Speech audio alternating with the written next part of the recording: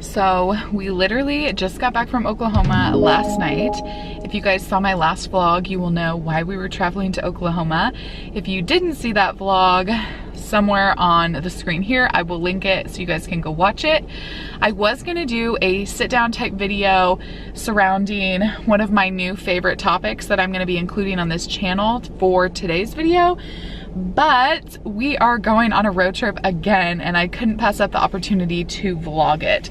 So if you guys are new to my channel, hi, my name is Alyse. I am the mama of the Sykes fam. We do a lot of content surrounding honest motherhood and productive living on the Sykes fam channel. If you guys haven't hit that subscribe yet, definitely do it down below before you leave my channel. I'd love to have you as a regular subscriber here. So like I said, we just got back from Oklahoma. Donald and I are headed to, I don't know if I want to say the exact city, but basically in the middle of nowhere in Missouri. We live in the KC metro area, and so going to, let's just call it the Ozarks area. Let me see, who was that? What was my? So we're going to the Ozarks. If you guys know anything about Missouri, you'll know kind of the area that that's in. And we're going to look for another car. We're going to look for a car there. Ultimately, I wanted to be vlogging in case we did successfully purchase the car today. I'm going to include like our tips, tricks, and hacks and how we actually did it.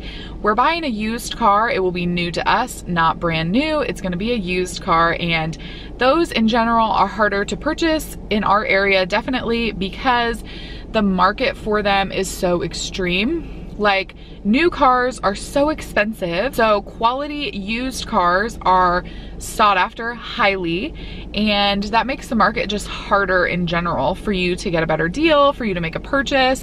Right now we are at Walmart. Donald is making a quick stop to pick up things that we need for the road because the drive to the Ozarks area is about 3 hours. We did not bring Kala because she just got back from the Oklahoma trip and she was so happy to be home. I don't want to force her to be in the car for a 6-hour round trip again because I just don't think that that would, I don't know, I don't think she would handle it well back-to-back road trips. So my mom was gracious enough to stay with her today, so thank you, Mom. That way we don't have to worry about that. She can stay in her normal environment. She can get a good nap today, hopefully. And hopefully we come home with a car and this isn't some huge waste of time.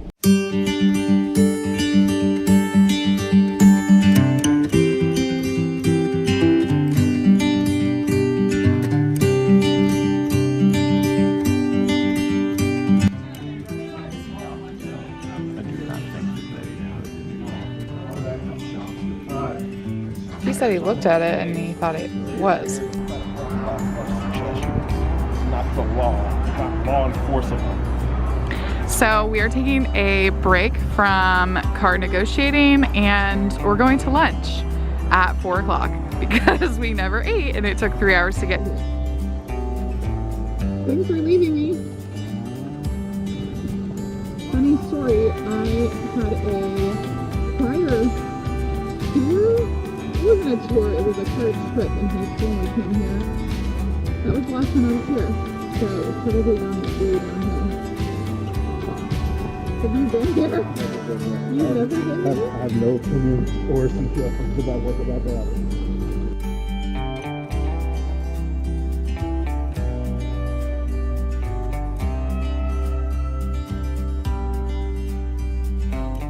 So the last thing you guys saw from us was from when we went to eat. And since then, things got good and then they got bad. So we went back to the dealership, we purchased the vehicle, and we drove home. There were a couple things that happened that made us, I guess, a little bit frustrated close to immediately after leaving the dealership. One of those things was they didn't fill up our car with gas. They had it on almost empty, which I think was just kind of rude, if I'm being totally honest. And then the second thing was we noticed our backup camera didn't work. By the time we noticed it, it was too late. The dealership had already closed. We were there almost like as late as they were open. And that's fine, baby. Thank you. And we were already like up the road. I will talk about the actual process of buying the car a little bit later in this video. A lot of it is going to be based off of what happens from here. So since we found out the backup camera doesn't work, I have driven the camera today, I've driven the car today, which I think I need to keep doing so that I can continue to monitor its status. I have since found another pretty big issue, which is the back windshield wiper fluid leaks into the back ceiling of the car. So none of the wiper fluid comes out onto the back mirror. It actually goes into the hood, or not, it actually goes into the roof of the car and thus leaked out the side of one of the back mirrors. I'm sorry, what? We're currently working with the dealership's, I want to say like owner. I don't know his exact title. We're attempting to work with him, I guess I should say. It's been less than 24 hours since we purchased the vehicle, and based off of how they handle this situation and any other situations we have moving forward, this video is going to go a lot different one way or the other. So I wanted to check in with you guys because this is, I think, part of the car buying process. We felt like we thoroughly checked every single little thing, but the backup camera we didn't check, and I'll talk to you guys about that later, again, based on how the situation gets played out. So you guys might learn a little bit more information about that. Like I was saying, I did want to get like a little bit of a clip here right now because I am feeling really frustrated, and I think that that is a part of the car buying process. We've been looking for a couple weeks. We haven't felt like we fell on the right deal. We felt like we did last night, and now we're dealing with all of this. So I think that all of that is kind of life, if you will, but there are definitely some things that happened in between purchasing the car and now that need to be corrected by the dealership. So we will keep you posted. At the end of this, I'm actually gonna have Donald sit down with me and we're gonna talk about our exact tips and tricks and what we would do moving forward. That way you guys are totally aware of exactly how the process went, where we felt like we went wrong, if anywhere, what we felt like we did correctly, what we saw in the dealership that we noticed maybe were things that we did or did not like, and basically just a full-on review of the used car buying process. So I'm crossing my fingers that the next time I talk to you guys, I'm gonna be in like an over-the-moon mood.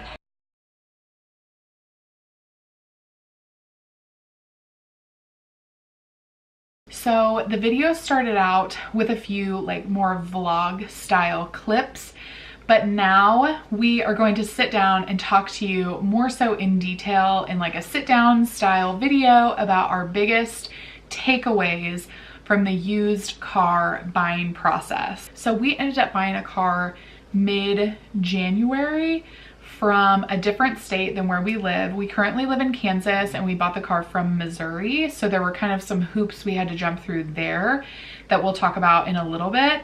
And ever since then, we, as you guys have maybe seen in one of the previous clips, we've had some ups and downs, but we're now at a point where we can say like, we've been successful in the car buying process. So one of the first tips that we have is for you to use the internet. Like, I know that that seems like very straightforward and basic, but one of the easiest ways to shop for cars is using apps like cars.com or what was Auto Trader. Some of those apps or websites will allow you to set up alerts.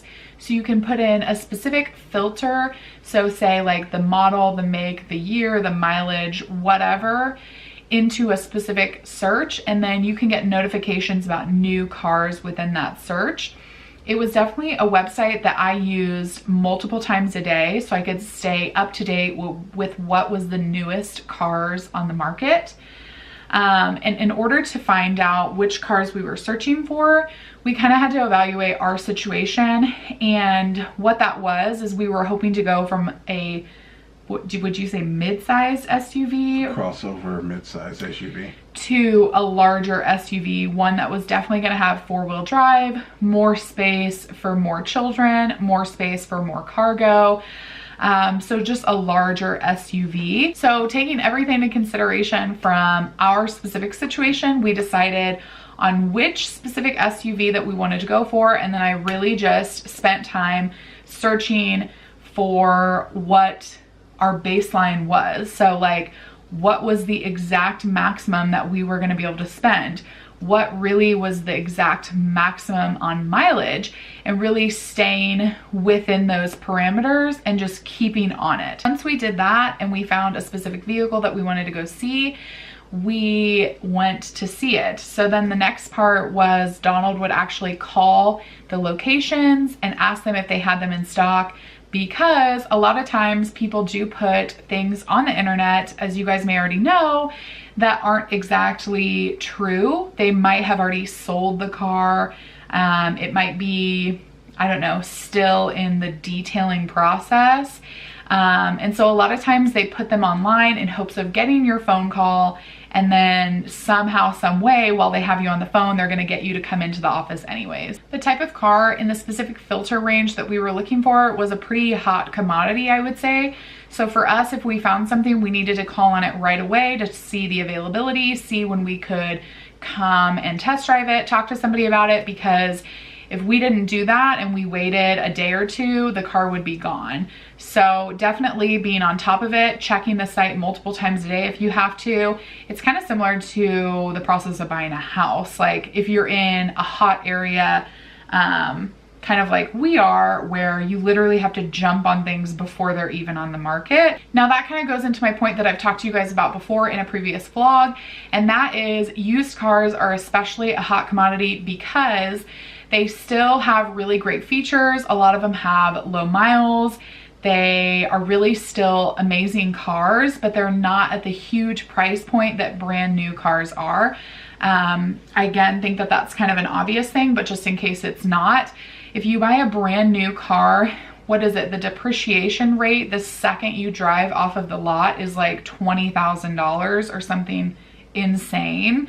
So the reason why it's so much more difficult to buy a used car is because a lot of people are trying for the exact same thing so that they don't have to pay the extra money that is pretty much wasted immediately. Yeah, wasted.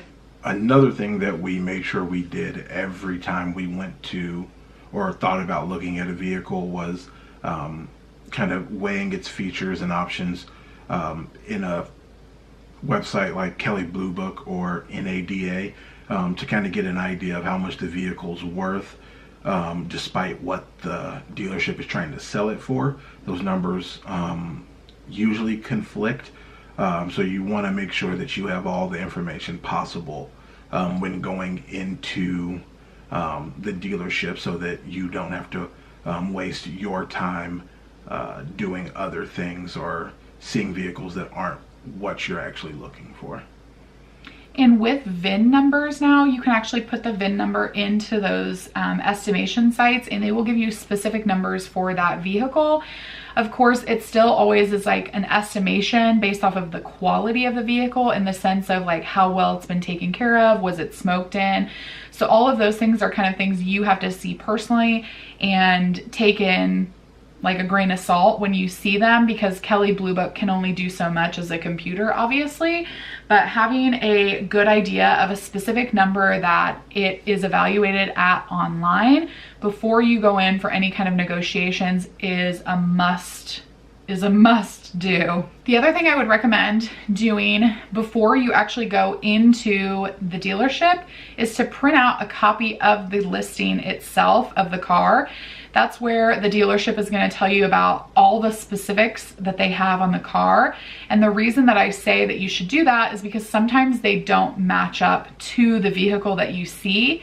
And if you do actually end up purchasing that vehicle and you thought it had this feature that it doesn't, you can then basically go to battle over that piece of advertisement happening. So in our case, one of the biggest things that happened the second that we pulled off the lot was we found out the backup camera wasn't working on the vehicle, but it was advertised as a part of the system online. So through some negotiation and talks with the dealership after we had already driven, how far away was it? It was a 3-hour drive back home? Yeah, after we had already driven all the way back home to a different state, we were able to get it resolved.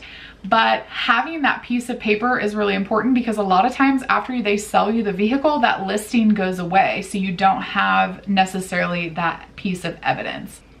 So after you've done all those things, you are ready to actually go to the dealership to look at the vehicle. And as self-explanatory as it sounds, you're going to want to drive the vehicle.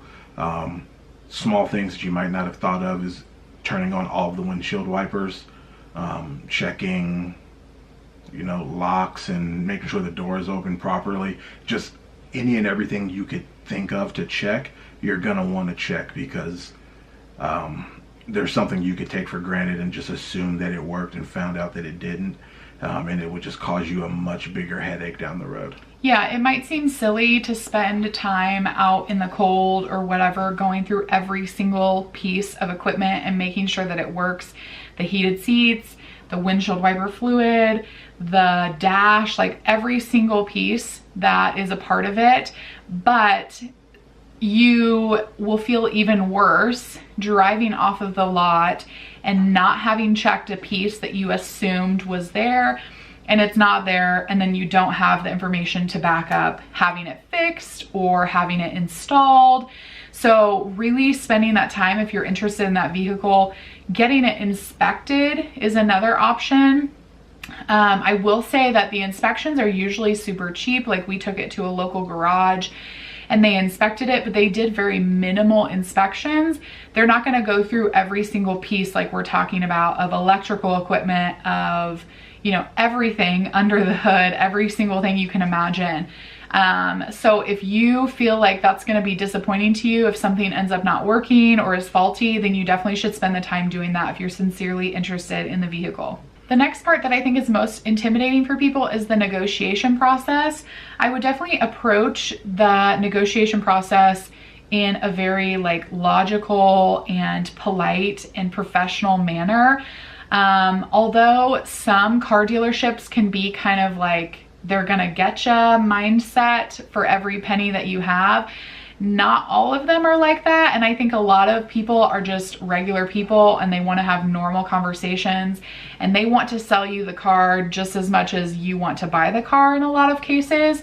So going in with a positive attitude and a sincere bottom line is going to be the best thing. If you go in and super offend somebody with this insane offer, it's just really starting you out on the wrong foot. So this is why it's great to come in, like we said, with sincere bottom lines in regards to mileage, price, everything. One of the ways that you'll know exactly how much you have to spend is to figure out whether or not you're going to be financing through the dealership or if you're going to be financing through a bank, because it was familiar to us and it had a list of other reasons why we want to do that. What we didn't know is it wasn't going to be an immediate process. It was actually a lengthy application that they then approved at least 48 hours after we signed up for it.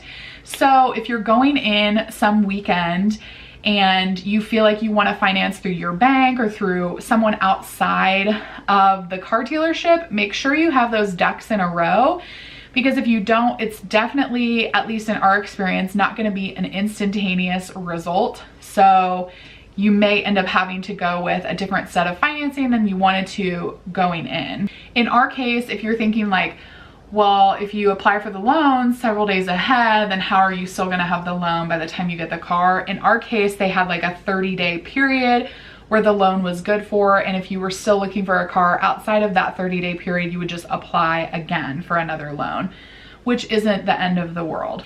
The next stipulation that goes kind of along with that is to make sure you understand how to get the money to the dealership if you're using an outside source for banking. So in our case, we were across state lines. It was late at night, even though we went there early.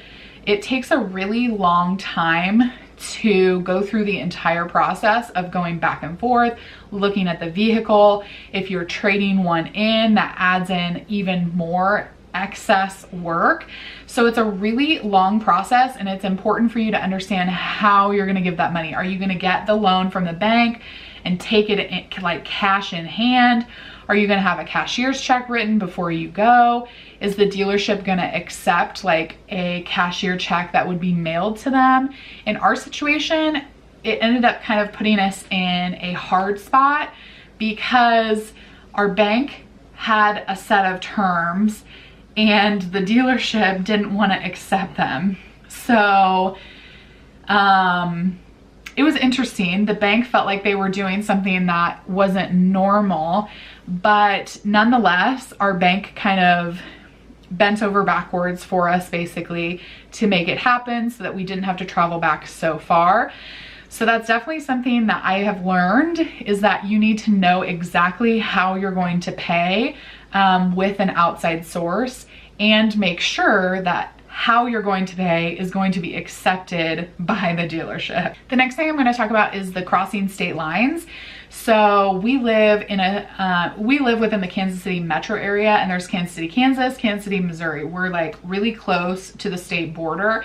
So sometimes you're in Kansas, sometimes you're in Missouri, and it's like kind of intertwined basically. But the states are very different.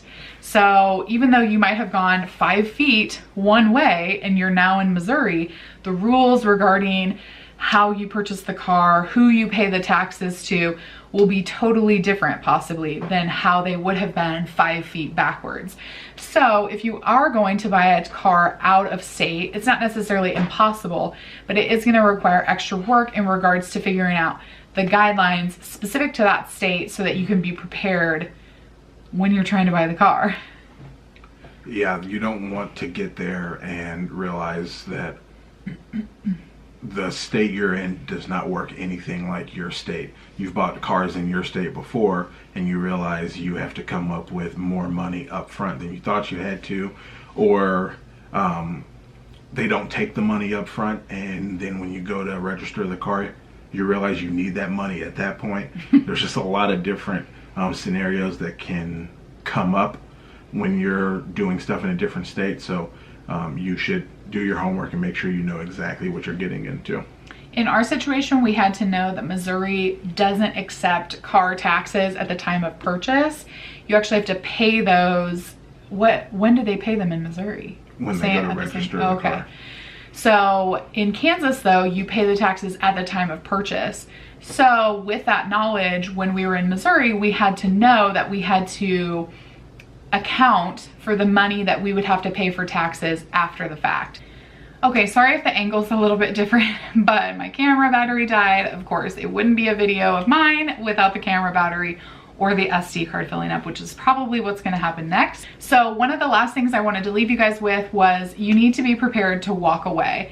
If you guys love this car that you've gone to see, but the price isn't right and it's putting you in a position that you don't want to be in, you don't want to pay that much of a monthly rate, you feel uncomfortable with something about the car, you need to be okay with walking away. Even if it's a situation where like everything's lining up and it looks perfect, but you just don't feel good about it, like you don't have a good gut feeling about it, you need to be okay with accepting that and walking away and then coming back to it maybe in the future. A great piece of advice that I got from my parents is that you need to not push yourself into something that you don't feel 100% about.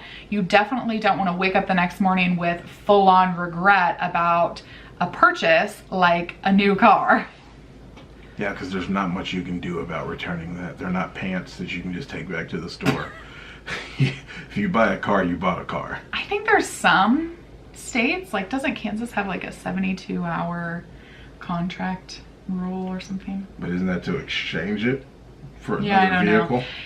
If you're doing it, that's in that situation, a lot of the dealerships that we came across do have an exchange rule. So within like 14 days or something, if you absolutely hate the car or something's wrong, they have this warranty that you can go back and take the car and they will find you something that you do enjoy. I don't know how easy that process is, and I don't think that it's something somebody wants to do. So that's definitely why we would advise fully thinking things through and feeling good about your purchase before you leave. even if that means not necessarily leaving for the entire day, but like when Donald and I purchased this car, we went and took a food break because we had been there for so long. We went and we had dinner and then we came back. It was just an hour, but we were able to spend time just ourselves, like really going through things. We were able to call the bank at that point to kind of rediscuss how we were going to get through with the financing. So even if they're pressuring you, always feel the complete ability to walk away from something, even if just for 5 minutes or something, to take a breath about it. So I think that that is going to be a wrap for this video. I feel like it's going to be forever long, but we had a lot of really important things to tell you guys, things that I think maybe we'll look back on the next time we maybe try to get another car, so that we remember this experience vividly as if we would ever forget it. And if you guys are new to the channel, we'd love to have you as a regular subscriber. So don't forget to hit that subscribe button down below before you leave. I do a lot of like couple content, honest parenthood, lifestyle, beauty. So there's definitely something that you guys can find on my channel that you will love. And we have a lot of exciting things coming up. So you want to stick around to watch that. Give this video a thumbs up. Did I already say that? If you liked it. And we appreciate you guys watching, and I hope this helps you wherever you're at in your car buying process. Thanks for watching. Bye guys.